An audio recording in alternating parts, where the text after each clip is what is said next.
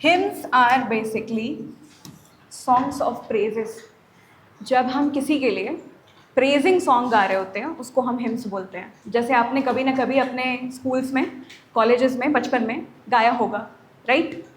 तो क्या बोलते थे वहाँ पे? हिम्स गाते हैं।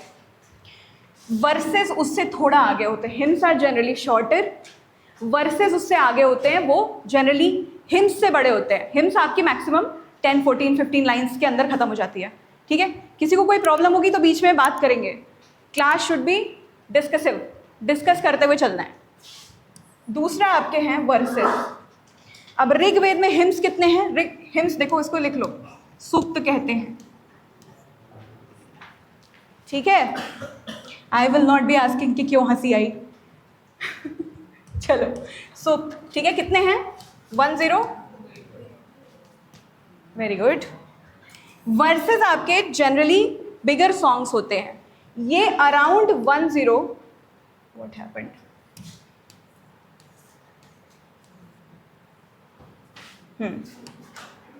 ठीक है, इतने वर्सेस हैं, इतने हैं, लेकिन इसकी सर्टेनिटी नहीं है। कहीं कहीं पे वर्सेस आपको 1058 समथिंग ऐसे बता देते हैं, कहीं कहीं पे कुछ और नंबर बता देते हैं। दैट इज़ वाई क्वेश्चन इस पे नहीं आता है, क्वेश्चन इस पे आता है। कभी भी कोई भी एग्जाम फंसने वाले क्वेश्चन नहीं देना चाहते हैं, क्योंकि अल्टीमेटली उनको खुद फंसना पड़ेगा एक्सप्लेन करने के लिए। करेक्ट है? अब ये मैंने एक बेसिक जानकारी दी, मतलब हमको इंडियन लॉजिक्स पढ़ने के लिए कहाँ से शुरुआत करनी पड़ेगी? वेदास से, because your culture itself starts from there. कहीं का भी कल्चर जानना हो तो सबसे पहले क्या पढ़ना पड़ता है?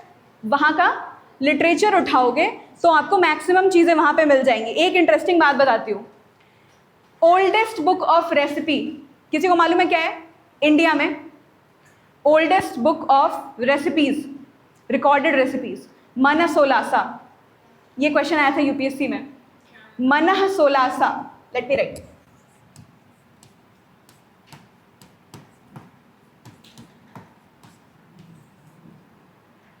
ठीक है, इंग्लिश में लिखने की जरूरत है या कर लोगे, बना लोगे इसको? ठीक है।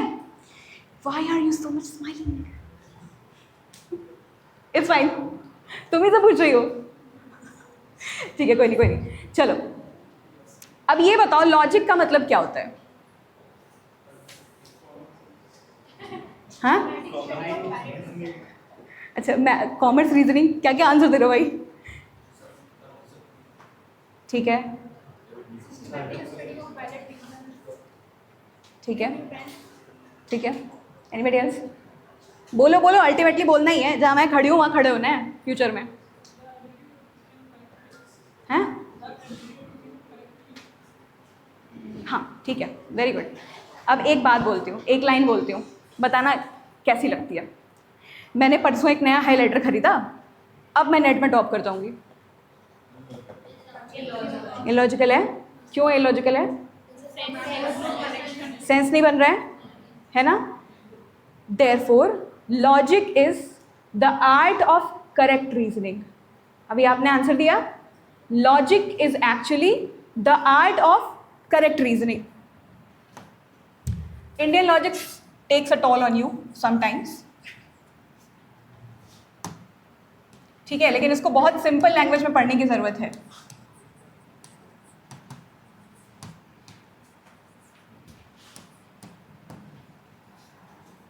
चाहो तो नोट कर लो, अदरवाइज आपको ये आपके नोट्स में मिल जाएंगे। But always remember one thing, कितने भी नोट्स ले लो कभी उठा के पढ़ नहीं पाओगे। लास्ट में काम वही आता है जो आपने लिखा है, ठीक है? Ultimately like when I recall something I feel like कि मैंने यहाँ पे ये चीज़ लिखी थी तो मुझे याद है। बहुत सिंपल लैंग्वेज में I will take this Indian logic, otherwise confuse हो जाओगे। हाईली फिलोसफिकल है। तो लॉजिक का मतलब क्या हो गया? And we have to study Indian logic. That means कि इंडियन लॉजिक के अलावा भी लॉजिक्स हैं। ऑब्वियसली वेस्टर्न लॉजिक है, पढ़ा है? अभी शुरू हुआ? नहीं शुरू हुआ, ठीक है, कोई नहीं। हम इंडियन लॉजिक की बात करेंगे पहले, लेकिन वेस्टर्न लॉजिक को साथ लेते हुए चलेंगे। इसको let's study it's this way. यहाँ पे वेस्टर्न लॉजिक, यहाँ लिख लेते हैं इंडियन लॉजिक।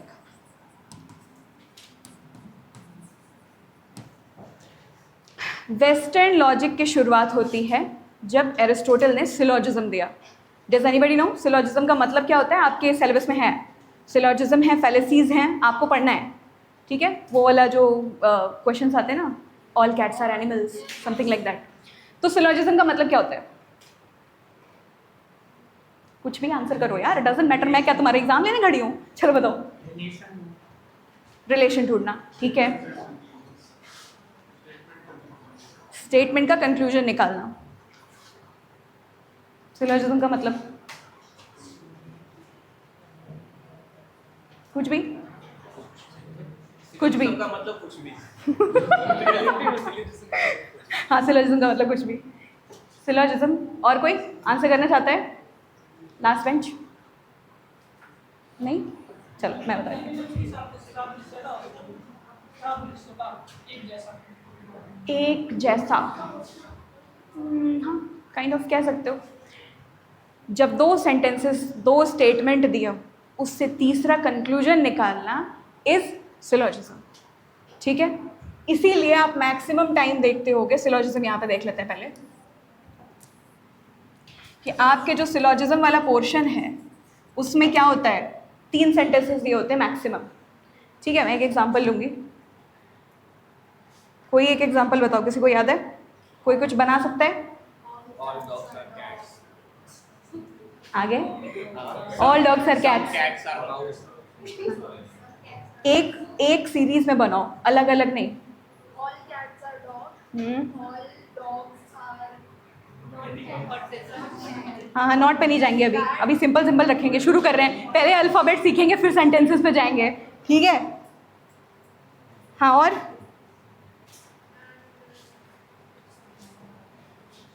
कोई और? No dogs are. all cats are dogs and no dogs are cats. All dogs are cats. Let's not go into the negative portion, अभी negative पे नहीं जाएंगे। हाँ, don't have to raise your hand, तो बोलो। All humans are caught. ठीक है, चलो ये ले लेते हैं। ऑल मेन आर मॉर्टल, ठीक है? सही बात है? किसी को डाउट तो नहीं हो रहा है अभी? किसी को ऐसा लग रहा हो आम ब्रह्मास्मि? हाँ, ठीक है। Socrates is a man, very good, is a man, ठीक है। आगे बताइए, चलिए, critical thinking is very important, आगे बताइए। देयरफॉर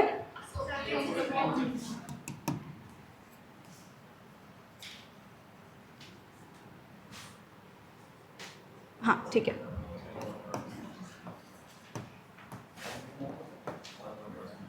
वही पूछ रही हूँ, किसी को डाउट तो नहीं हो रहा है कि कोई मॉडल नहीं भी है यहाँ पे? चलो वापस आते हैं। ये 3 लाइन है, पहले की 2 लाइन आपकी 2 प्रेमिसेस हैं, ठीक है? 2 स्टेटमेंट्स आपको दिए, पहला वाला समझ लो मेजर है, this is a major premise and this one is the minor one, ठीक है? यहाँ जो तुम निकाल रहे हो, you already know that I have, ये सिंबल यूज किया मैंने, that means I am giving you the conclusion, correct? तो यहाँ पे लिख लो conclusion. This is western syllogism.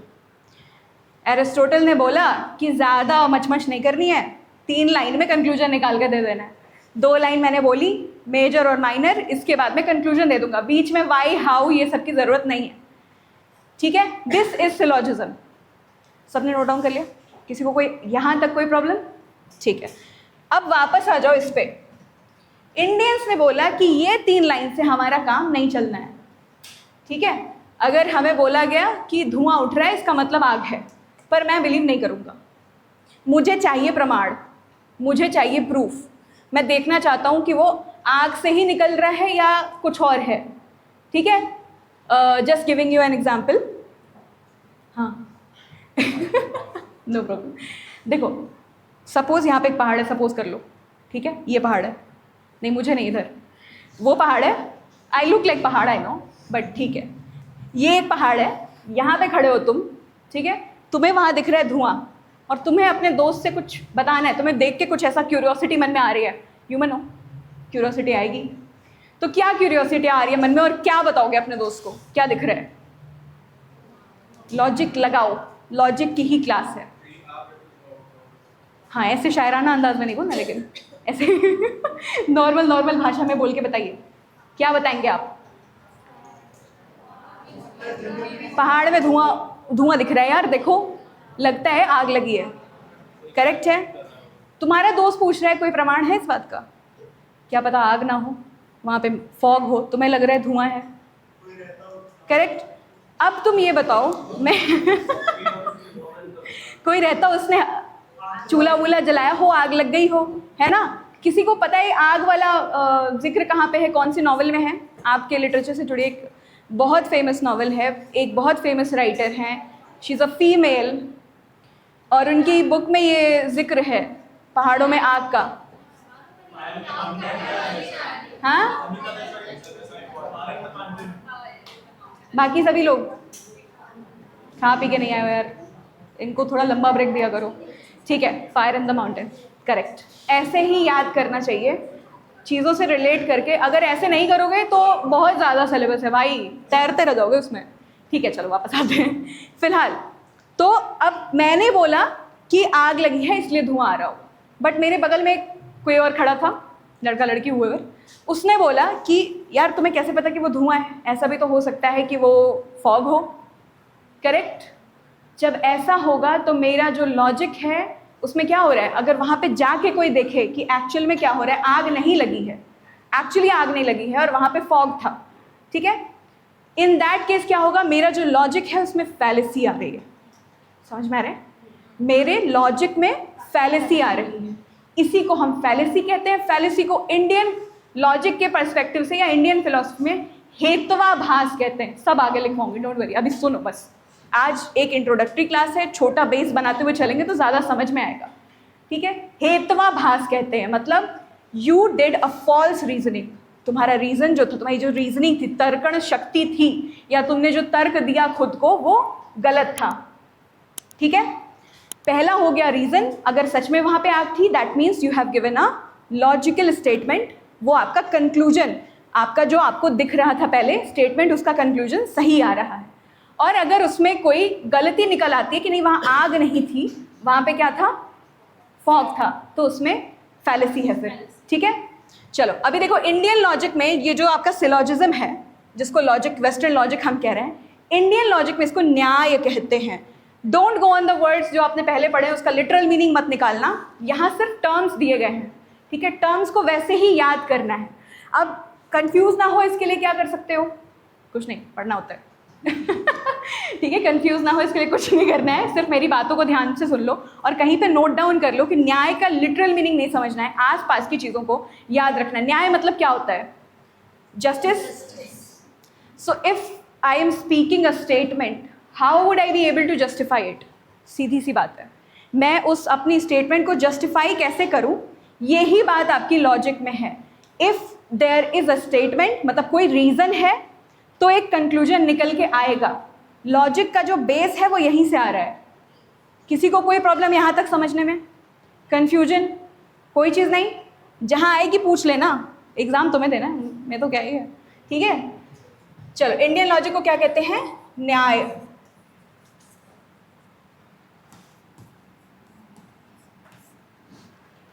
यहाँ वेस्टर्न लॉजिक में 3 स्टेटमेंट्स थे, रिमेंबर? ये 3 स्टेटमेंट्स में होता है यार, क्या कर रही हूँ मैं? ठीक है,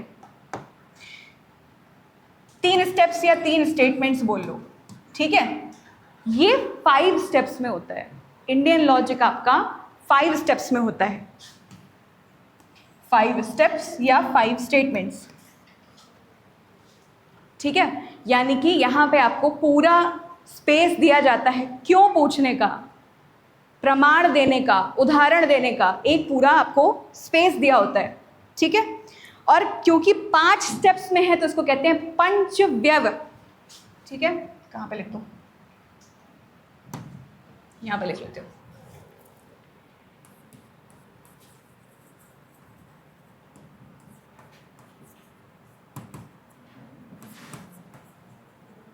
पंच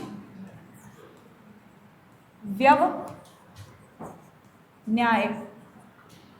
ठीक है, हिंदी में लिखने की ज़रूरत है।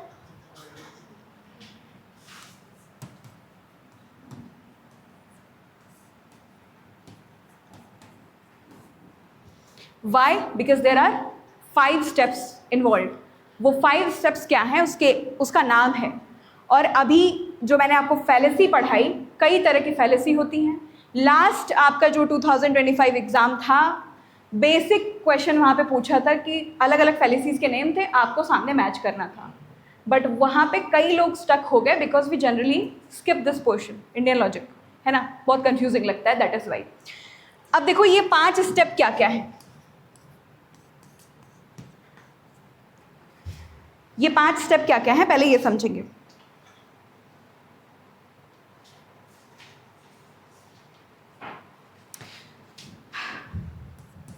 प्रतिज्ञा या प्रतिज्ञा, दिखाई दे रहा है या बड़ा कर दूं फॉन्ट? दिखाई दे रहा है सबको? बड़ा कर दूं फॉन्ट?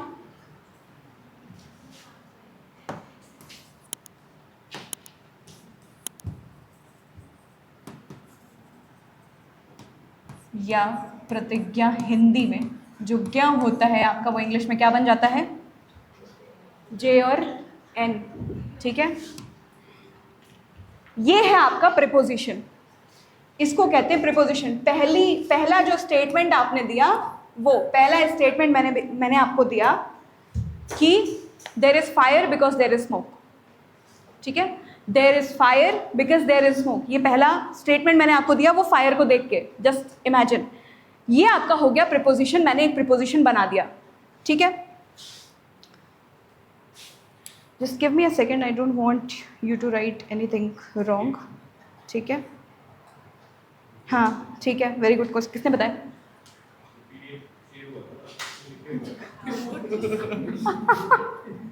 नहीं, वेरी गुड, ठीक है, बढ़िया है। मैं वो नहीं लिखवा रही थी, मैं प्रिपोजिशन ढूंढ रही थी। हाँ ठीक है, तो मैंने स्मोक देखा और मैंने बोला that there is a fire. इसको लिख लो preposition.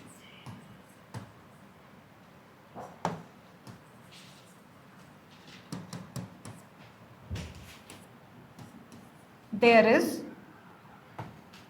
fire because there is a smoke, because there is smoke। मतलब उल्टा मत समझना, इसका मतलब केवल यही है कि स्मोक दिख रही है, इसका मतलब फायर होगी। ठीक है, इसके बाद आपका आता है हेतु।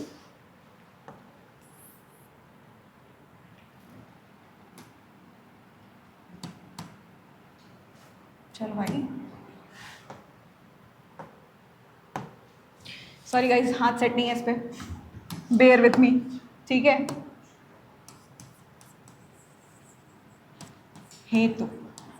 कभी हेतु शब्द का यूज सुना है किसी ने? आई होप सुना ही होगा। कोई एग्जाम्पल बताओ।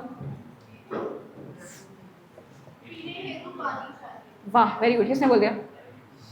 हाँ, योर नेम इज प्रिया। ठीक है, मुझे नाम कम याद होते हैं यार, मैं बार बार पूछूंगी तो ही याद हो पाएगा। ठीक है, पिछले स्टेटमेंट में क्या देखा था? There is a fire. कैसे पता आपको फायर है? ये स्टेटमेंट आपने क्यों दिया? Because you saw smoke. ठीक है, बिकॉज देयर इज स्मोक। यहां वाले स्टेटमेंट को थोड़ा ठीक कर लेना। ठीक है, इसको ऐसे कर लो, ये बिकॉज यहां से हटा दो। तुमने एक लाइन बोली देयर इज फायर, ठीक है, अगली लाइन तुम्हारी आ गई हेतु। हेतु इज रीजन। तुमने क्या लगाया? तुमने रीजन लगाया। क्या रीजन लगाया? क्योंकि स्मोक है, फायर है, इसका मतलब स्मोक है। रीजन तुमने ये लगाया कि क्योंकि तुमने देखा स्मोक है, दिस इज फर्स्ट। स्मोक पहले देखा, तुम्हारे दिमाग में रीजनिंग आई, तुम्हारे दिमाग में तर्क आया, क्योंकि मुझे स्मोक दिख रहा है, देयर इज फायर। वो पहला आपने प्रिपोजिशन इसके आधार पे दिया था, इसके बेसिस पे दिया था। ठीक है, उसके बाद आपका आता है एग्जाम्पल। अच्छा ये बताओ, कैसे पता कि स्मोक जो है वो फायर पे आती है?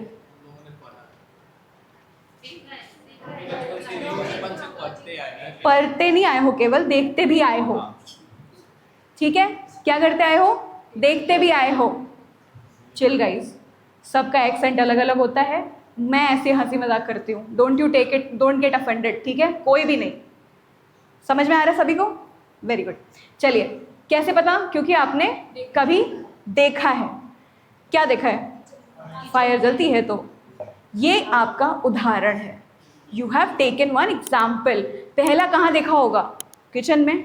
सबसे मेन एग्जाम्पल आपके किचन में होता है कि जब भी फायर होती है वहाँ पे स्मोक होता है। तो तीसरा आपका क्या हो गया? उदाहरण। ठीक है, वेट वेट वेट वेट,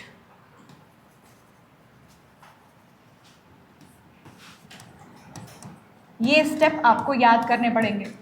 पिछली बार पहले से पूछी थी, हो सकता है इस बार ये पूछ दे कि 5 जो आपके स्टेप्स हैं न्याय के इंडियन लॉजिक में वो कौन कौन से हैं, और आपको आगे मैच द फॉलोइंग में दे दे। The clever thing about this exam is it never asks you one question. Simple question नहीं पूछता है कि चौसर कौन से एज थे साहब, ठीक है? आपको बोलेगा कि कंटेम्प्रेरी ये 2 राइटर हैं, अब बताओ कौन सा राइटर यहाँ पे था। और इस बार का जो पेपर था, कितने लोगों ने दिया था ये पेपर? Maximum of you. आप लोगों ने नहीं दिया, आपने दिया था, ठीक है। पेपर देखा होगा तो आपको ये पता होगा कि उसमें मल्टीपल सेलेक्टिव क्वेश्चंस थे। रिमेंबर, मतलब लेंदी बना दिया पेपर को, बहुत सारे टॉपिक को एक में कवर कर दिया कि यहाँ से देख के बताओ। That is why it is necessary कि आप चीज़ों को इसी तरह से पढ़ें, ऐसे ही प्रिपेयर करें, and don't take anything lightly. इस बार के पेपर में जिसने पेपर 1 अच्छा कर दिया है ना, 41 प्लस मार्क्स हैं, तो उनके मार्क्स अपने आप उठ गए हैं and they have qualified. Paper 2 comparatively आपका लेंदी भी था और टफर था पिछले जितने भी पेपर हुए हैं उनके हिसाब से। उदाहरण मतलब क्या हो गया? अभी अभी आपने बताया, because you saw in the kitchen, ठीक है? You saw in the kitchen. I could give you any other example, but मैं दे इसलिए रही हूँ क्योंकि आपके पास सामने नोट्स खुले हैं और आप उसको पढ़ लोगे तो आपको ज़्यादा बेहतर समझ में आएगा। आपने किचन में देखा कि स्मोक थी आग लगने पे। नेक्स्ट थिंग है आपका उपनया। उपनया, उपनया इज एप्लीकेशन, ठीक है? आपने एप्लीकेशन यहाँ पे लगाया। कहाँ पे लगाया? The situation in which you saw smoke, वहाँ पे इस नॉलेज को जो आपके पास पहले से थी उसको अप्लाई किया, ठीक है? तो नेक्स्ट स्टेप क्या हो जाएगा आपका? बताओ, हाथ में नोट्स है। उपनया, ठीक है।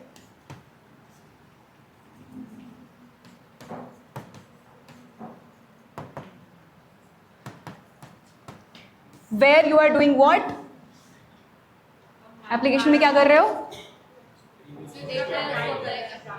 प्रीवियस नॉलेज को अप्लाई कर रहे हो, ये बेस है बस, ठीक है? अभी आगे बहुत कुछ है।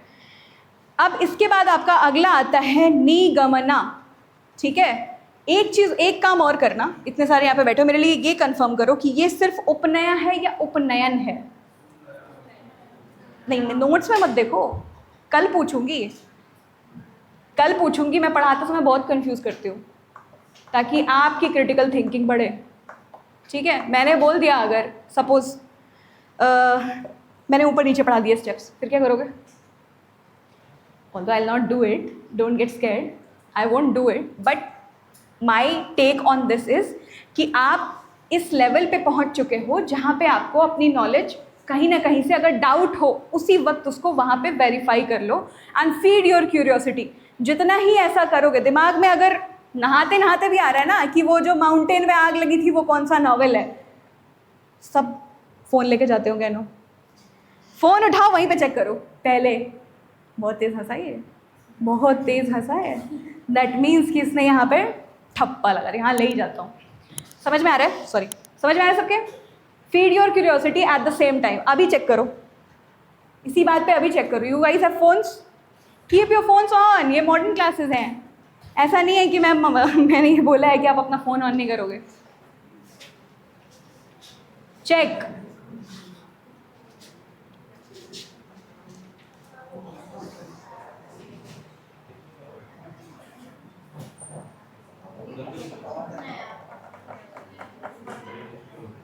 उपनया, उपन्या,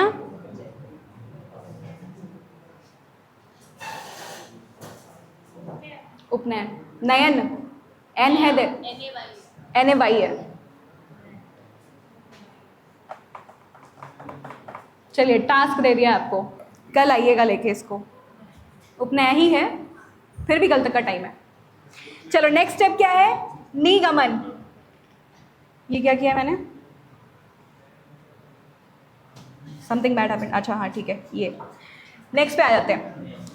लास्ट क्या है, निगमन। इसका मतलब होता है कंक्लूजन, ठीक है, देयर इज कंक्लूजन। आपने फाइनली कंक्लूजन बना दिया। कैसे बनाया लेकिन, क्या सिर्फ 3 स्टेटमेंट में कंक्लूजन निकाला? क्या सिर्फ 3 स्टेटमेंट में कंक्लूजन निकाला? No, you applied your knowledge. ये बेसिक एग्जाम्पल आपको दिया गया है, इसके आगे जब आप इसको और हायर लेवल पे पढ़ोगे, Indian philosophy does not stick to this only, बहुत आगे जाता है। मेटाफिजिकल टेनेंट्स पे बात करते हैं, ठीक है, मेटाफिजिकल टेनेंट पे बात करते हैं, तुम कौन, मैं कौन, ब्रह्म कौन, ठीक है, there is Atman, there is Atman and Brahman, परम ब्रह्म, ठीक है, one being and supreme being. ये वाली बात भी होती है। Where is all this going, कहाँ जा रहा है, कौन से लेवल पे जा रहा है? तुम्हारी मेरी बात है क्या? ऐसा तो है नहीं, नहीं नहीं, तुम बीइंग हो, मैं सुप्रीम बीइंग हूँ, ऐसा नहीं है। ये मेटाफिजिकल लेवल पे जाता है। Therefore Indian school of philosophy is highly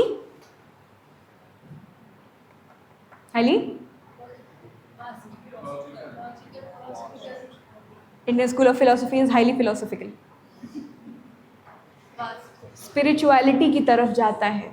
अगर आपने सुना हो, आपने विवेकानंद का स्पीच सुना था, क्यों विवेकानंद अचानक वहाँ जाके असेंबली में ऐसा क्या बोल दिया कि हिट हो गया? पहले भी तो था, इंडियन कल्चर पहले भी था, इंडियन लिटरेचर पहले भी था।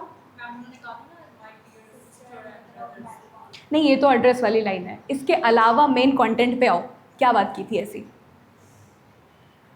कॉन्टेक्ट देना पड़ेगा भाई, आपको पढ़ना है। देयर केम वेदास, यहाँ पे रुक जाते हैं, यहाँ पे वील टेक अ पॉज, आगे भी बहुत कुछ है but we'll take a pause. एक स्टोरी सुनाती हूँ।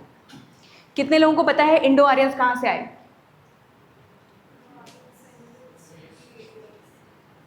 ठीक है, एंड कहाँ का स्टेपी? स्टेपी मतलब क्या होता है? इंडो आर्यंस आए थे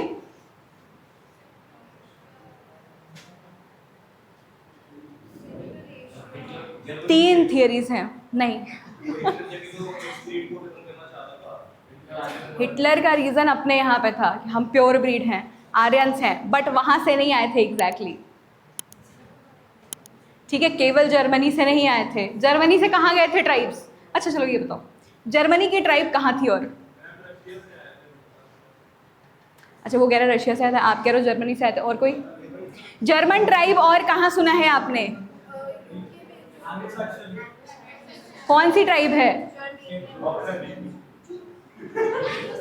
वाह, वेरी गुड, क्या एग्जाम्पल दिया है मैम। हाँ बेटा ऐसे लिखो, फादर के ऊपर, my father is this, he is my father, ऐसे करके लिख देना, my father's name is this, he is my father, है ना। एंग्लो सैक्सन में सैक्सन कहाँ से आ रहा है? हैं? ओल्ड नेम बताइए।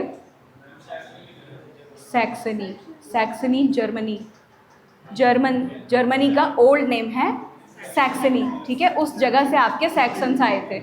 ये ऐसे पढ़ते पढ़ते भूलना नहीं है, बेस बना के रखना। यहाँ तो एग्ज़ाम देके निकल जाओगे, आगे जब पढ़ाने जाओगे वहाँ पे बताना पड़ेगा, आपको भी एक बेस बना के देना पड़ेगा स्टूडेंट्स को, ठीक है। हाँ रुको मैं इधर आ जाती हूँ, ऐसे प्रॉब्लम हो रहा होगा देखने में, ठीक है। क्या कह रही थी मैं? हाँ, आपके जो इंडो आर्यंस हैं, 3 थियरीज हैं उसकी। पहली है मैक्स मिलर की थियरी। मैक्स मिलर ने बोला सेंट्रल एशिया से आए। सेंट्रल एशिया कौन सा पोर्शन है?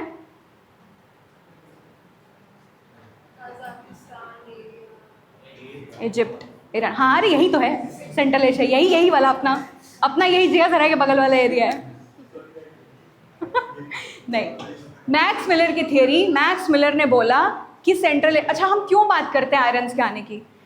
आर्यंस से पहले सिंधु घाटी सभ्यता थी, ठीक है। फर्स्ट अर्बन सिविलाइजेशन, पहली अर्बन सिविलाइजेशन थी, वो ख़त्म हो गई। ख़त्म होने के बहुत सारे कारण थे। हाँ, मैं सुन रही हूँ, बताइए। नहीं यार, केवल इस्लामिक कंट्रीज़ नहीं हैं। नहीं ऐसा मत कर देना भाई, ल्यूसेंट दोबारा मर जाएगा। हाँ, क्या बोल रही थी मैं? Sorry, I have this ADHD वाला प्रॉब्लम। बताइए।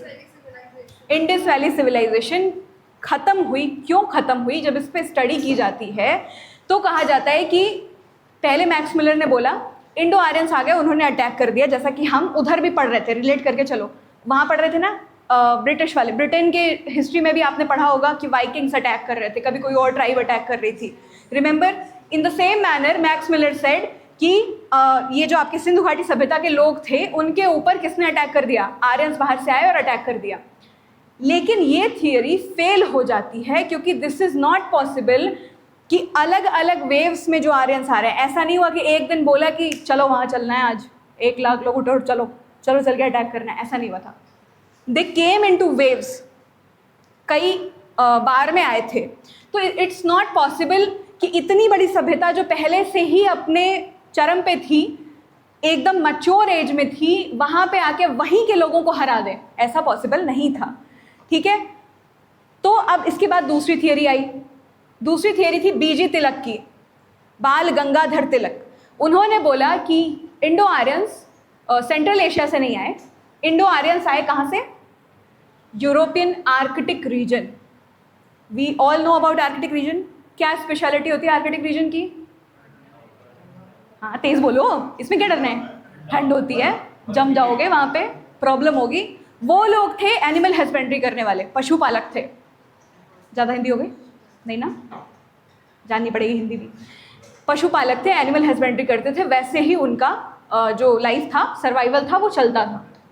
उनको होने लगी प्रॉब्लम कि यहाँ तो एक तो स्टेपी है, स्टेपी मतलब अनफॉरेस्टेड लैंड। अनफॉरेस्टेड लैंड, पशुओं को क्या चाहिए? फॉरेस्टेड लैंड, ग्रेजिंग करानी है।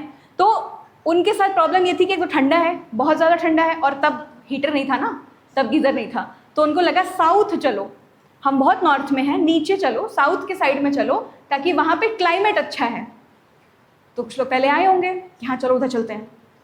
उनको लगा होगा कि यार ये तो एकदम सोने की चिड़िया है, यहाँ तो 7 नदियाँ बह रही हैं, सप्त सिंधु क्षेत्र कहते हैं उसको, Sapta Saindhava region, where flowed 7 rivers, main are 2, Indus and Saraswati. Sindhu और सरस्वती 2 मेन नदियाँ थीं, और ऊपर ट्रिब्यूटरीज भी थीं, 5 ट्रिब्यूटरीज थीं, झेलम, चिनाब, रावी, व्यास, सतलज, ये सारी। यहाँ आए, यहाँ पे आके बसे। सो दैट इज़ वाई बाल गंगाधर तिलक की थियरी कहती है कि वो माइग्रेट करके आए, वो आके अटैक नहीं किया उन्होंने। ऐसा कारण हम नहीं कह सकते कि सिंधु घाटी सभ्यता केवल इस वजह से ख़त्म हो गई क्योंकि आर्यंस ने आके अटैक कर दिया। ठीक है, देयर आर डिफरेंट रीजन्स, बहुत सारे कारण हैं कि क्यों सिंधु घाटी सभ्यता खत्म हुई। वो क्यों थी? क्योंकि प्राकृतिक आपदाएं बहुत आ रही थी, नेचुरल डिजास्टर्स वर हैपनिंग, बहुत तेज़ी से हो रहा था, क्लाइमेट चेंज हो रहा था। ठीक है, प्लस ये भी आ रहे थे, they came and they settle down. अब एक बात बताओ, शहर में तुम रह रहे हो और बाढ़ आ जाए, बहुत भयानक, या भूकंप आ जाए, कहाँ भागोगे? कोविड आया था, कहाँ भाग रहे थे लोग? गांव की तरफ। हाँ, घर में भूकंप आएगा तो ये घर में भागेगा। भाई हम जापान में नहीं रह रहे अभी, बाहर भागना होता है, ये इसका कुछ कॉन्सेप्ट गड़बड़ है। नाम बताना अपना। अरे कोई नहीं यार, चिल, मजाक कर रही हूँ, बताओ। शाश्वत, शाश्वत घर में भागेगा पहले, डोंट डू इट शाश्वत, बाहर भागना है। ठीक है, समझ में आ रहा है? कहाँ जाओगे? गांव की तरफ भागोगे। तो बचे खुचे लोग जो सिंधु घाटी सभ्यता में बच गए, दे एस्केप, भागे गांव की तरफ। हम जब पढ़ते हैं तो हमें लगता है कि केवल और केवल शहर एग्जिस्ट कर रहे थे, बट कभी ऐसा नहीं होता है कि केवल शहर एग्जिस्ट कर रहे हो। हमेशा कुछ लोग बाहर के कुछ एरियाज़ में, अलग अलग रीजन्स में गांव की तरह से रह रहे थे। ठीक है, there were no drainage system, no cities, no citadel, ये सब नहीं था। बहुत ज़्यादा नहीं जाएंगे डेप्थ में उधर, बस एक लेआउट दे रही हूँ आपको। गांव की तरफ भागे, वहाँ जाके रहने लगे। इंडो आर्यंस केम, उनको दिखा कि यार ये वाला रीजन बहुत अच्छा है, शहर तो ऑलरेडी बर्बाद हो रहा है, यहाँ के लोग भाग रहे हैं, यहीं बस जाओ। सबसे पहले वो आके सप्त सैंधव रीजन में बस गए. This is called the theory of migration of Indo Aryans by बाल गंगाधर तिलक. ठीक है. अब ये जो इंडो आर्यंस आए अपने साथ हिम्स लेकर आए. इंडियन जो स्कूल्स हैं आपके, इंडियन एजुकेशन में अगर किसी ने बीएड किया हो तो उसको पता होगा. किसने किया है यहाँ पे? Okay, then let me tell you. आपने किया है? अच्छा, ओके. इंडियन स्कूल में या इंडियन एजुकेशन में this is a very important thing to know. Knowledge of acoustic और acoustic, however you want to pronounce it. Knowledge of acoustic is very important. क्या होता है knowledge of acoustic? No idea. Acoustic सुन के कुछ घंटी नहीं बज रही है दिमाग में? अरे क्या बात कर रहे हो यार. हाँ, गिटार. ठीक है, चलो वहीं से मान लेते हैं. पहले गाने का एक बहुत ही हाई फाई वर्जन आता है, फिर उसके बाद गिटार पे ले आते हैं, उसको कहते हैं अकाउस्टिक वर्जन है. बट एग्जैक्टली वो नहीं है. अकाउस्टिक मतलब हो गया गा के सुनाना और फैलाना बातों को. सपोज मुझे कुछ किसी के बारे में प्रेज करना है and I don't have printers, I don't have pen, copy and everything. This is modern, all these modern things तब तो थे नहीं. लिखने या रिकॉर्ड करने का हमारे पास कोई जरिया नहीं था. तो सबसे अच्छी बात क्या थी? गाना गा दो. ट्विंकल ट्विंकल लिटिल स्टार याद है अभी तक? क्यों याद है? ओरल लिटरेचर बनता है आगे. पहले तो ऐसे ही गा रहे थे, ऐसे ही गा गा के फैला रहे थे. कंट्री सॉन्ग्स के बारे में आपने सुना होगा. ठीक है. तो नॉलेज ऑफ अकाउस्टिक क्या हो गया? बाद में ओरल लिटरेचर में कन्वर्ट हुआ. We call it श्रुतियाँ.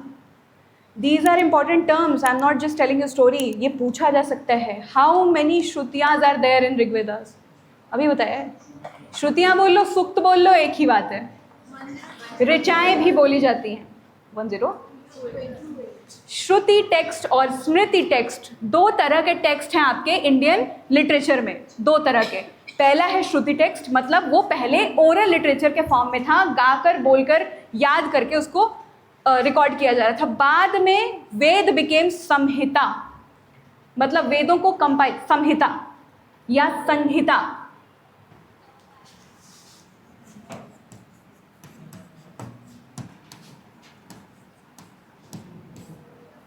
ठीक है. इंग्लिश में why do we call Vedas Samhita? Why don't we say कि Vedas were written rather than compiled? क्यों कहते हैं? Any answer? हाँ बताओ बताओ बताओ.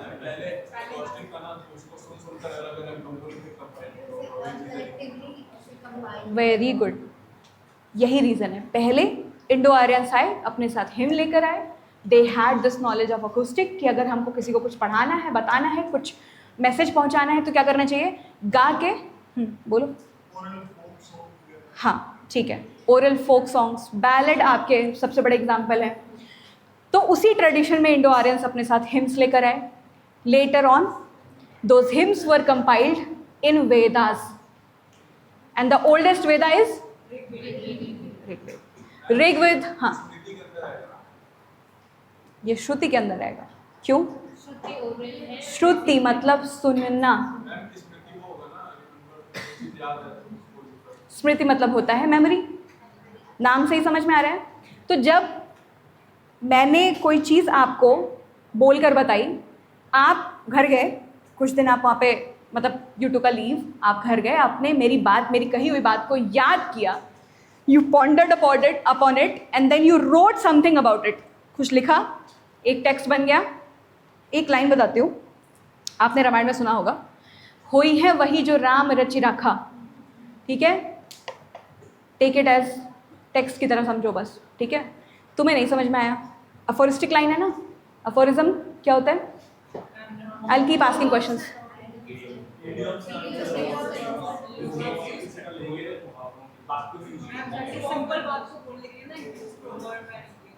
And why is this side so active and that side so passive?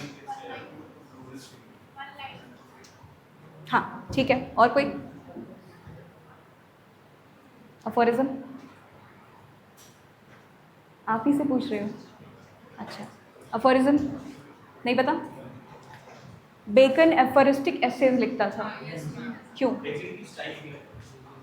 मैंने बोल दिया होई है वही जो राम रचि रखा, इसमें बहुत बड़ा मैसेज छुपा है। लाइन एक ही कह दी गई पर मैसेज उसके अंदर बहुत बड़ा है, ठीक है? हाँ, in the same manner I went back to my home and I pondered upon it and I wrote another text. एक पूरी किताब लिख दी मैंने, कुछ चीज़ों को सोचकर समझकर उसमें से उसका एसेंस निकालकर कुछ और चीज़ें लिख दी। वो टेक्स्ट क्या हो जाएंगे? स्मृति टेक्स्ट हो जाएंगे, because you memorised and then you wrote it down, ठीक है? श्रुति मतलब हो गया सुनना, स्मृति मतलब हो गया याद करके लिखना। दो मेजर डिफरेंस ये है कि श्रुतियां कही जाती हैं डिवाइन रिवलेशन, ठीक है? Divine revelation given by God, मतलब जो हमारे सेजेस थे। ऋग्वेदा कब लिखा गया था? कब लिखा गया था ऋग्वेदा? किसी को पता है? ऋग्वेद कब लिखा गया था? कब कंपाइल किया गया था? हाँ, अरे वाह वाह, क्या आंसर दिया है। तुम थे क्या सतयुग में? सतयुग में अगर होता तो वहां से टाइमलाइन बता दूं क्या एक? थोड़ा पहले आ जाओ, आगे चले गए हो, थोड़ा पीछे आ जाओ। लेटर वैदिक एज कहते हैं उसको।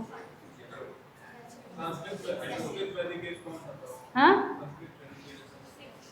वेद संस्कृत में ही है, संस्कृत वैदिक एज नहीं है। ऋग वैदिक एज या अर्लिक वैदिक एज या पूर्व वैदिक काल, उसके बाद आपका आता है लेटर वैदिक एज या उत्तर वैदिक काल। उत्तर मतलब हमेशा होता है बाद, उत्तर मतलब होता है बाद। एक छोटा सा टाइमलाइन बता रही हूँ, नोट इट डाउन। चाहो तो नोट करो, चाहो तो बस ऐसे समझ लो। Sorry, this should not be like this. ये है आपकी स्टोन एज, ये है आपकी ब्रॉन्ज एज, ये है आपकी आयरन एज, ये समझ लो महाजनपद काल।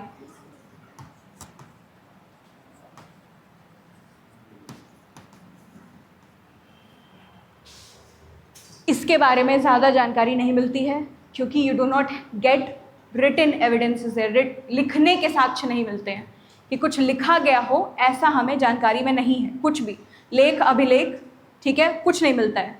We start from here. Bronze age comes in proto historic period. Proto historic का मतलब होता है कि लिखा हुआ तो मिला है but you are not able to decipher it, पढ़ नहीं पाते हो। सिंधु घाटी सभ्यता से, इंडस वैली सिविलाइजेशन से जो भी हमें मिला है वो आप, we are not able to read it. पढ़ने लायक नहीं, मतलब पढ़ने लायक तो है बट हम पढ़ नहीं पाते हैं, ठीक है? We are unable to decipher it. इसके बाद आपकी आती है ये आयरन एज। आयरन एज में आपका आता है वैदिक एज। वैदिक एज शुरू होता है 1500 BC से, ठीक है? यहाँ मान लो 1500 and it goes down to 600 BC। ये है आपका वैदिक एज। और ऋग्वेद की जो कंपाइलेशन है वो मानी जाती है, क्योंकि हम में से कोई जिंदा नहीं था तब, तो जिसने भी खोजने की कोशिश की, you are not able to see it, you are able to see it. हट जाऊं, दिख रहा है? ठीक है। मानी जाती है कि 1500 BC में आपका ऋग्वेद कंपाइल हुआ था, इसीलिए दिस इज द ओल्डेस्ट वेदा। बाकी के सारे आपके वेद ऋग्वेद के ही अंदर से नॉलेज को निकाल के ले जाते हैं। इसका मतलब ऋग्वेद इज हाईली अफोरिस्टिक, बहुत अफोरिस्टिक है, और उसी में से बाकी सारी नॉलेज डिराइव हो रही है आपके बाकी वेदांत में। कितने वेद हैं? ओके, नाम मिक्स हो गया फिर से, तीन ही हुए, तीन ही बताया। Good, very good. Rigveda oldest है। इसके बाद देखो 1500 के बाद एक टाइम आएगा आपका 1000, ठीक है? एडजस्ट कर लेना, सी थोड़ा सा मेरा एल बन गया है। बट यहाँ से आपका लेटर वैदिक एज शुरू होता है और यहाँ पे आपके बाकी सारे वेद लिखे गए, यानी जो बाकी के वेद हैं वो बहुत बाद में आते हैं। समझ में आ रही मैं क्यों बता रही हूँ? क्योंकि आपको इसमें से क्वेश्चंस आएंगे और आपका जो लॉजिक है वो यहीं से निकल के आएगा। अब देखो ऋग्वेद में आपको, हाँ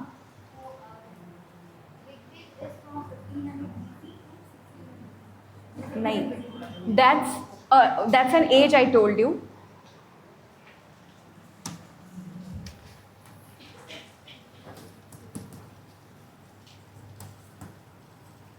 Early Vedic and then comes later Vedic. ठीक है, early Vedic age is also called Rig Vedic age. ये है 1500 से लेकर, अब क्लियर है? यहां से शुरू होता है आपका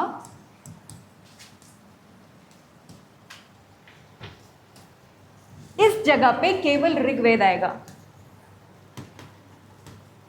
compiled by different sages. Vishwamitra का नाम सुना है? ऋग्वेद में 10 मंडल हैं। कितने मंडल हैं? 10 मंडल हैं। And every mandalas are compiled by different rishis, sages या उनके फैमिली, मतलब उनका कुल किसी एक बंदे ने नहीं किया है, साथ मिलके उनके पूरे परिवार ने मदद की होगी कंपाइलेशन में। ठीक है, हाँ अग्नि ऋषि भी हैं।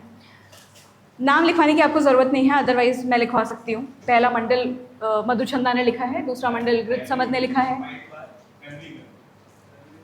आप सेजेस लिखो, सेजेस और देयर फैमिली, ठीक है, कुल, ठीक है, ये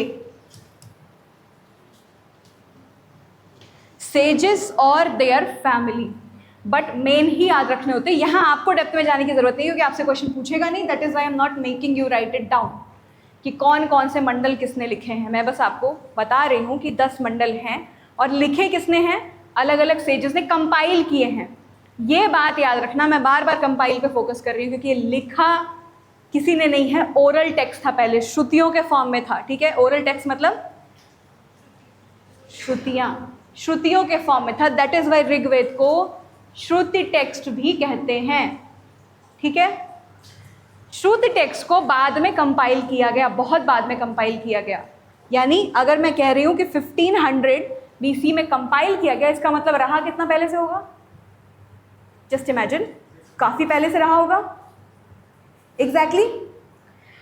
अब देखो, आपका जो इंडियन लॉजिक है उसको पढ़ने के लिए ज़रूरी है कि पहले आप ऋग्वेदा से शुरू करें, राइट?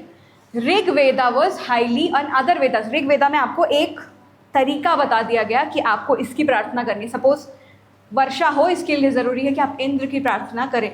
ठीक है, कुछ आपको भगवान के बारे में बताया गया कि इतने कितने देवी देवता होते हैं?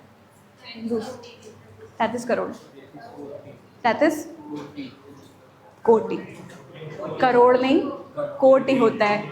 कोटि मतलब क्या होता है? कैटेगरी। ठीक है, ठीक है, अलग अलग अश्विन्स हैं। There are Rudras, there are Ashvins. ठीक है, इंद्र हैं, वरुण हैं, अग्नि हैं। इस तरह से देवों का कैटेगराइजेशन किया गया है। कुछ डिस्कशन चल रहा है, मुझे भी बताइए। टिपिकल क्लीशे टीचर वाली लाइन। हाँ, क्या कह रहे हैं? अच्छा, अपने देवता, अरे यार कोई नहीं, हाँ बहुतों को नहीं पता था, कोई बात नहीं। मैंने रील्स देखी है जहाँ पे कंस और रावण को भाई भी बता देते हैं। यहाँ पे भी किसी को ऐसा तो नहीं है ना कंफ्यूजन? वेरी गुड, ठीक है। चलो, कहाँ पे थी मैं? What did I do? हाँ, 33 कोटि, मतलब आपको एक सिस्टम बताया गया कि आपको पूजा ऐसे करनी है, आपको रहना ऐसे है, वगैरह वगैरह। एक पूरा सिस्टम, एक सोसाइटी में जो सिस्टम होना चाहिए कि आपका रिलीजन क्या होगा, आप पूजा पाठ क्या करोगे, आप जीवन कैसे जियोगे, क्या करने के लिए क्या होना चाहिए, मतलब रिचुअल्स बताए गए और रिचुअल को परफॉर्म करने के तरीके बताए गए ऋग्वेदा में। उसको और ज़्यादा इलेबोरेट किया गया अथर्ववेद में और यजुर्वेद में। यजुर मतलब होता है यज, यज मतलब होता है यज्ञ, यानी यजुर्वेद में क्या होगा? यज्ञ और अनुष्ठानों से रिलेटेड सारी बातें यजुर्वेद में की गई हैं। Right it down.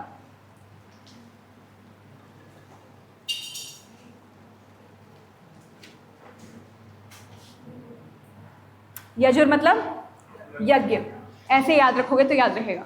ठीक है, यज्ञ अनुष्ठान से रिलेटेड सारे जो रिचुअल्स हो सकते हैं वो सब यजुर्वेद में बताए गए। फिर आ जाओ अथर्ववेद पे। हाँ, लिख दूं? हाँ हाँ, मैं जान रही हूँ, मेहनत करवाऊँ, कोई नहीं। First is Rigveda. If somebody wants to write it in Hindi, please do.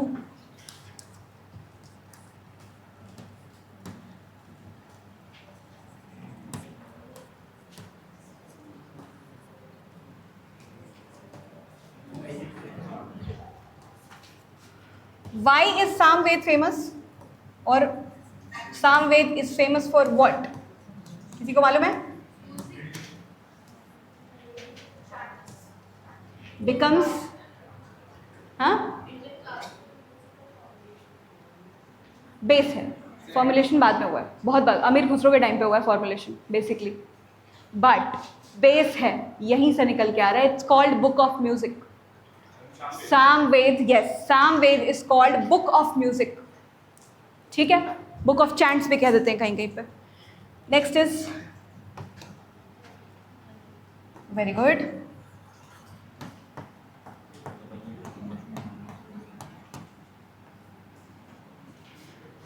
यज्ञ. यजुर्वेद में मैंने बताया यज. अथर्ववेद में निकाल लो Atharva, that means medicine. Medicine या औषधि. मेडिसिन चाहिए आपको, कुछ बातचीत, मैं खींचूंगी ऐसे यार, मेरी आदत है थोड़ी सी. Black magic, correct. तो बोलो ना, मुझसे बोलो ना, इधर भी तो बताओ. If you want to add on anything, ठीक है, feel free to add on anything. बराबर ही हो लगभग.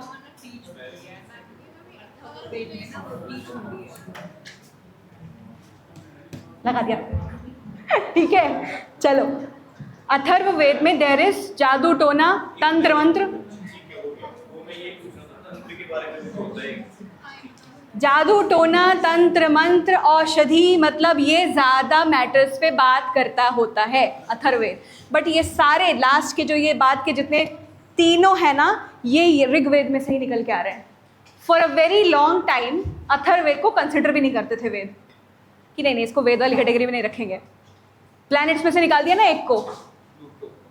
ओह, याद है इसको, प्लूटो. प्लूटो को निकाल दिया ग्रह में से कि जाओ जाओ, इसको नहीं कंसिडर करेंगे प्लैनेट. ये हमारी कैटेगरी में फॉल डाउन नहीं करता है. ठीक है, द सेम मैनर अथर्ववेद को वेद कंसिडर ही नहीं करते थे, because it talked more about the practical aspect of life. ठीक है, आपका मेडिसिन क्या है? प्रैक्टिकल एस्पेक्ट है. ये बताओ, स्कॉर्पियन के ऊपर, स्कॉर्पियन के काटने पे एक पोइट्री लिखी गई है. किसने लिखी है? पोइट्री का क्या नाम है? Night of. ठीक है, क्या होता है उसमें? क्या बता रहे हैं निज़म स्किल?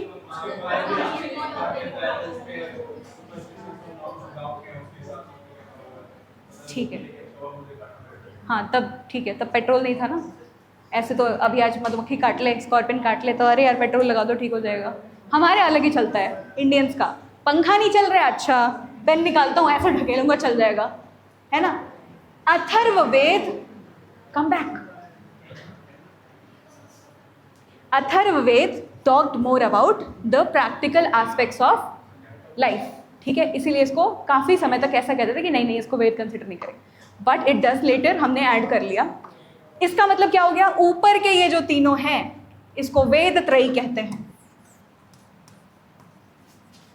वेद त्रयी, सॉरी, अरे यार बार बार एक ही गलती कर रही हूँ.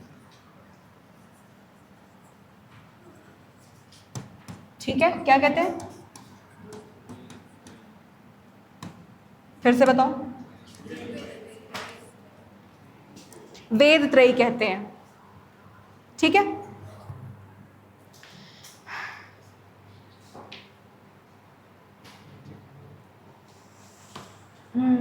apparently I have to speak in English because there are people from different regions. So there are 4 Vedas. Okay, Bihar वालों की भाई डोमिनेंस यहाँ पे है, बाकी सब जगह और लोग भी देख रहे हैं. ठीक है, देर आर 4 वेदास. कौन कौन से? Rigved, Samved, Atharved, Yajurved. I told you in concise form that what are they known for. Rig Veda is the oldest one. It has everything in aphoristic manner written. ठीक है? Every other Veda, all the other 3 Vedas comes from Rig Veda in later Vedic age. The thing to remember is that it comes in, all of these come in later Vedic age. ठीक है? यहाँ तक clear है? Yajurveda is known for ritualistic explanation about यज्ञ and अनुष्ठान. ठीक है? यज्ञ और अनुष्ठान के बारे में बात करता है हमारा Yajurveda. Samaveda just does one thing. Saiyaara गाना आया है. If I just read it, सैयारा तो बदला नहीं है, मौसम जरा सा रुटा हुआ है. Do like it? How would you like it? सैयारा तो right. Samaveda does this. Hymns लिखे तो थे ऋग्वेद में, उसको म्यूजिक में पिरोने का काम किया सामवेद ने. Samaveda just added music into the hymns and praises, hymns and verses of Rigveda and turned it into the book of music, book of chant. It becomes the base of Indian classical music. ठीक है? यहीं पे यहाँ रुक जाएंगे अभी और इसके आगे बात करेंगे why do we have to use logic. Why do you use logic? यहाँ पे रुक जाओ. यहाँ तक की इन्फॉर्मेशन में कोई problem? Is there any confusion or problem? पक्का? Why do we use logic? क्यों करते हैं? वाह क्या आर्ट बनाई है. Don't you see? Okay. फिर बना दिया यार.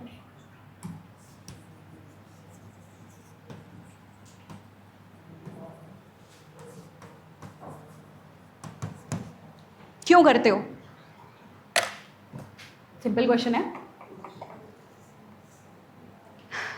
सिंपल क्वेश्चन है यार. ठीक है? और I want answers from this side. Why do you? हाँ, it make sense. Anything else? आपका नाम है दृष्टि. दृष्टि, ठीक है. आपका नाम है शाश्वत. शाश्वत, दृष्टि. हाँ सॉरी, मैं मतलब I am trying to remember all your names. हाँ, इधर से. Why do we use logic? बिना क्वेश्चन पूछे क्लासेस नहीं होंगी कभी भी. यहाँ आना चाहिए, हिट करना चाहिए. क्यों पढ़ रहे हो? क्यों लगाना है logic? To bring out sense of confusion के बीच में कुछ logic. अरे ये बहुत मतलब हाई लेवल है यार. थोड़ा नॉर्मल पे आ जाओ. नॉर्मल लेवल पे. तुमने पहाड़ पे, वहाँ पहाड़ है तो देखो, पहाड़ पे स्मोक देखा. Why do you need logic to understand कि स्मोक कहाँ से आया? You need to know the truth. Truth के लिए आप लॉजिक यूज़ करते हो. किस लिए? ट्रूथ के लिए या नॉलेज के लिए. In order to gain knowledge, you use logic. Simple and crisp. ठीक है? हाँ. Truth अपने आप में reasonable है. If it is not reasonable, it is not truth. ठीक है? हाँ. उसके अलग-अलग रीजंस भी हो सकते हैं. ठीक है. तो लॉजिक तभी लगाएंगे ना कि फायर से ही लगी या ये लॉजिक लगाना हुआ. But why are you using logic? यही तो सत्य जानने के लिए. सत्य जानने के लिए. बताओ बताओ बताओ. अभी भी कंफ्यूजन है? नहीं, मेरे से क्लियर कर लो. बताओ. हो गया क्लियर? नहीं हुआ? आई यूज टू सिट देयर. हाँ तो पर सर्वाइव. ठीक है. अच्छा ठीक है. सर्वाइव करने के लिए लॉजिक यूज करते हो. Do you know one line? There is a famous line. वापस आ जाओ क्लास में. डिस्कशंस बाहर, इनफॉर्मल डिस्कशन बाहर करेंगे. चलो चलो एक एग्जांपल देती हूँ. युवल नोआ हरारी ने लिखी सेपियंस, और उसने कहा कि हमने गेहूँ नहीं उगाया, मतलब हमने केवल गेहूँ नहीं उगाया, हमने गेहूँ को डोमेस्टिकेट नहीं किया, गेहूँ ने हमें डोमेस्टिकेट किया. Wheat domesticated us humans. How?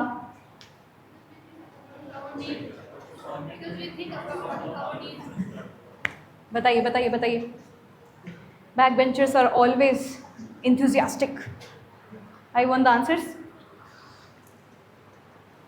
Ma'am देखिए अकॉर्डिंग टू आवर नीड अगर हमको उस चीज़ की ज़रूरत होती है तो उसके बारे में सोचते हैं.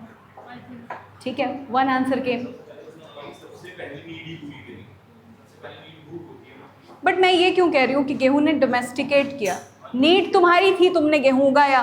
But how in this matter, in this case, how did wheat domesticate you?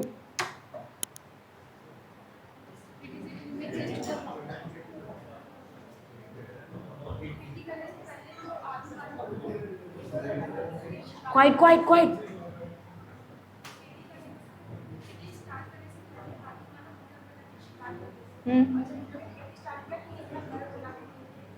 Good answer, good answer. Expected from you guys also. तू आगे बैठ जा भाई, उसको पीछे मुड़ना पड़ रहा है बात करने. आगे बैठ जा. अच्छा नहीं, मैं बता रही हूँ, आगे बैठ जा. अच्छा बोर्ड नहीं दिखेगा तो इधर बैठ जा, फिर बात नहीं हो पाएगी. कोई नहीं. हाँ देखो, पहले you were nomads, we were nomads. ऐसा नहीं कि मैं अपने आप को एक्सक्लूड कर रही हूँ. नोमैडिक पीपल भटकते थे, घूमते थे, आज़ादी थी. We are able to roam anywhere, everywhere, wander dash. समझ में आ रहा है क्या बोला मैंने?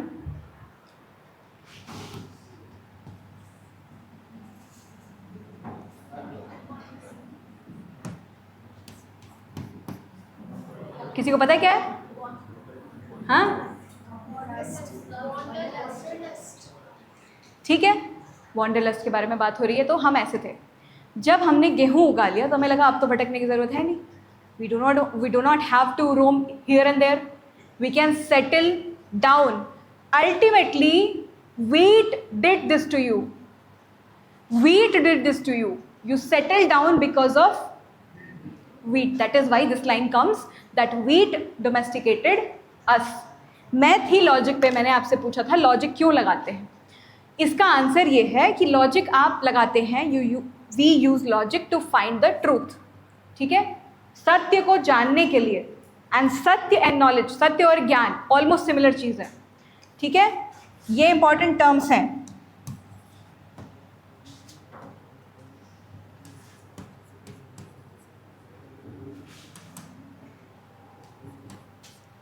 सत्य मतलब ट्रूथ और ज्ञान मतलब नॉलेज.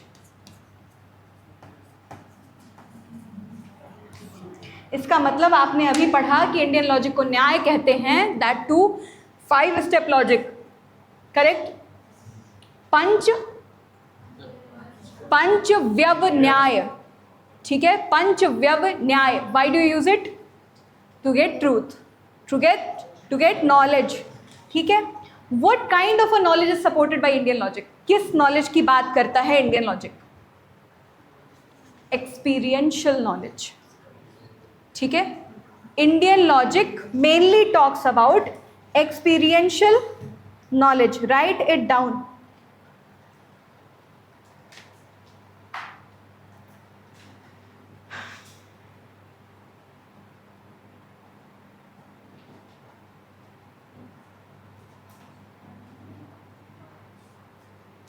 एक्सपीरियंशियल मतलब क्या हो गया?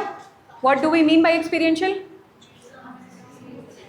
You basically, experiential मतलब you experienced it and then only you gain it. Experience लेने का पहला मीडियम क्या होता है? हाँ? Hands-on activities. हाँ, I'm not able to hear it. Hands-on activities. Hands-on experience. ठीक है, hands-on experience कैसे लेते हो? That is what I am asking.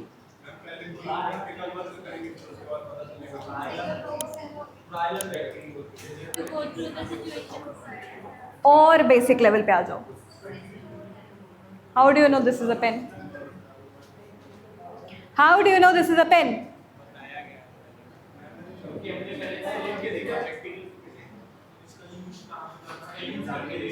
Sensory perception.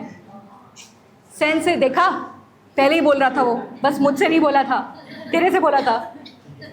Sensory perception उसने बोला था. नोट डाउन करो। इंद्रिय प्राप्ति, एक्सपीरियंशियल नॉलेज यानी प्राप्ति ज्ञान,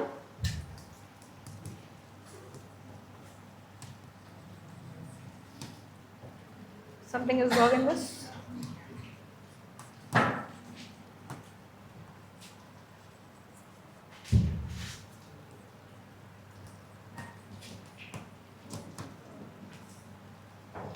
पहला हो गया आपका सेंसरी परसेप्शन, इंद्रिय ज्ञान। सेंसेस को क्या बोलते हैं? Very good. Anyone who didn't know it?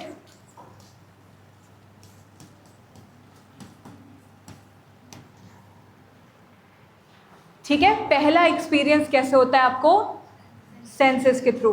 If being humans you were kept in a kind of vacuum, vacuum में अगर तुम्हें रख दूं, डरो मत रखूंगी नहीं, रख दूं अगर, तो जब, और तुम्हारी आंखें कान वान सब बंद हो, suddenly when you will come out of it, तो आपके ऊपर हर तरह के सेंसेस में आपके एक बौछार हो जाएगी हर चीज़ की। लाइट, साउंड, ठीक है, स्किन से आपको महसूस होगा ठंड है, गर्मी है, क्या है, हवा चल रही है, पानी बरस रहा है, एट्सेट्रा।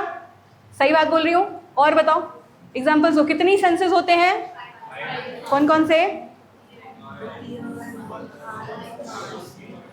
हाँ, बच्चों वाली चीज़ें हैं ना, थोड़ा हाई लेवल पे आते हैं। वैरायटी ऑफ साइट्स को कहते हैं दृष्टिगत कार्य। अब आ गया हाई लेवल। अब तो नहीं मैं बच्चों जैसा पढ़ा रही है। चिल गई, हंसो यार, मज़ा आना है तो पढ़ना मत, बंद कर दूंगी वहीं से। आया मज़ा? खाना नहीं मिला है यार, चलो यहीं पे इसको रोक देंगे, आगे फिर कल क्लासेस करेंगे, ठीक है।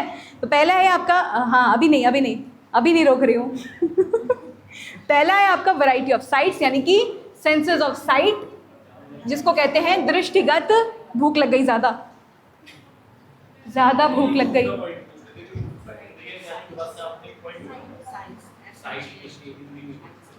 हाँ, दृष्टिगत कार्य, दृष्टिगत कार्य लिख दो।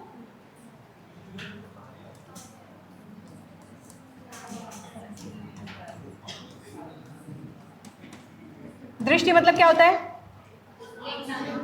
हाँ, साइट। हाँ, पतंजलि वाले दृष्टि की बात नहीं हो रही है, ऐसे वाली ठीक है। दूसरा हो गया आपका साउंड, सेंस ऑफ साउंड, श्रवण कार्य, ठीक है। ज्यादा श्रवण हो रहा है उधर, श्रवण कार्य, ठीक है। सेंस ऑफ टेक्सचर्स, टेक्सचर कहाँ से महसूस करते हैं आप? पेन स्मूथ, हाँ, टच, ठीक है। तो उसको क्या बोलेंगे? स्पर्श गुण। स्पर्श करके समझते हो? स्पर्श गुण।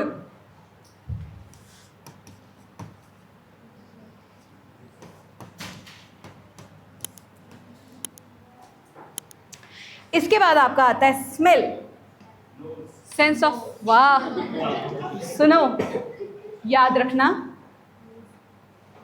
कि स्मेल कैसे करते हैं, याद रखना, भूलना नहीं। कहीं कान से स्मेल करने लगा तो क्या होगा फिर? हो ही नहीं सी गंध गुण, गंध गुण,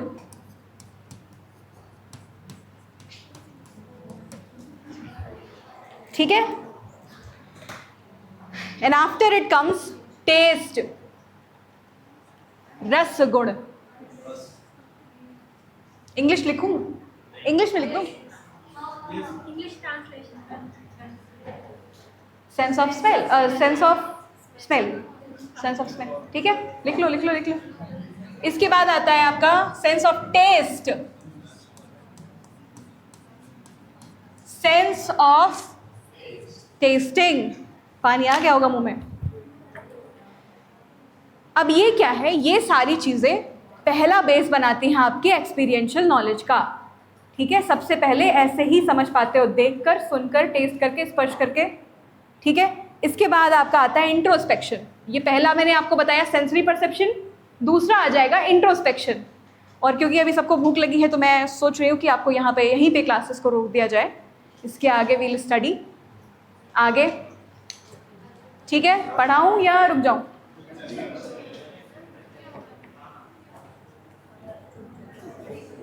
लॉस्ट समवेयर, खाने की याद आने लगी क्या? अच्छा, वो काफ़ी लोगों को आ रही है, कोई नहीं। रोक दूँ क्लासेस? कल पढ़े? रोक दी। चलिए, एनी क्वेश्चन सो फार सो नाउ?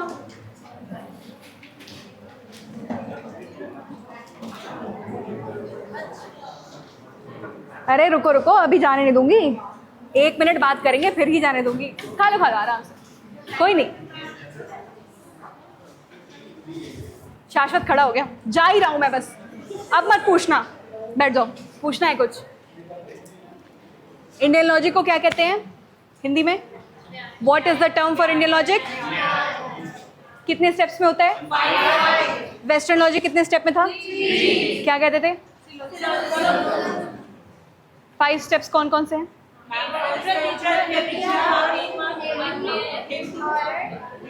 हेमा, हेमा, जया, पुष्पा? नहीं, प्रतिज्ञा,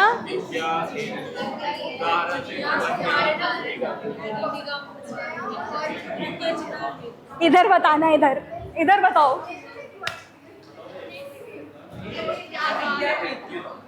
प्रतिज्ञा हेतु, उदाहरण, उपनय, निगमन। खाना नहीं मिल रहा है अभी, रुक जाओ। निगमन, कंक्लूजन। ठीक है, what are Shruti text and what are Smriti text?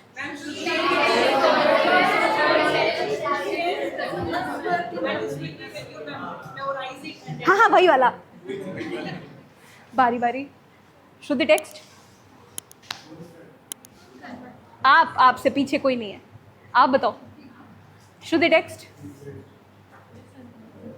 हाँ, आपसे पूछ रहे हो, आपको नहीं पता? अभी तो बताया यार। क्या? अच्छा, ठीक है। ओरल? ठीक है। आप? श्रुति टेक्स्ट?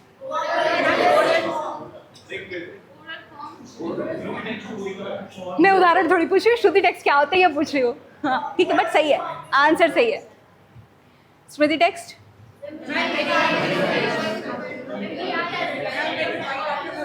फोर वेदास? ऐसे नहीं छोड़ूंगी। ऋग्वेद में क्या क्या है? कितने मंडल में है? कितने मंडल में है? How many mandalas? 10। हाँ वही वाला, ठीक है। पीछे वाले कह रहे हैं हाँ वही वाला, ठीक है। इसके बाद Samaveda is known as? Yajurveda is known as? Book of rituals, ठीक है। Atharvaveda is known as?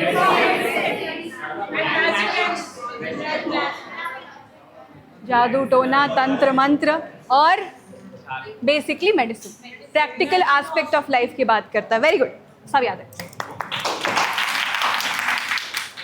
चलिए, I hope Indian logic boring नहीं लगा होगा। ग्रेट, कल मिलते हैं नए टॉपिक्स के साथ। Thank you ma'am. Bye bye, निकल जाओ वरना फिर पकड़ लूँगी। निकलो वरना शुरू करती हूँ मैं दूसरा टॉपिक। चलो, अभी तो इंडियन लॉजिक से सोचा यार। Anything else? किसी को कुछ कहना, बताना, सुनना? नोट सबको मिल गए?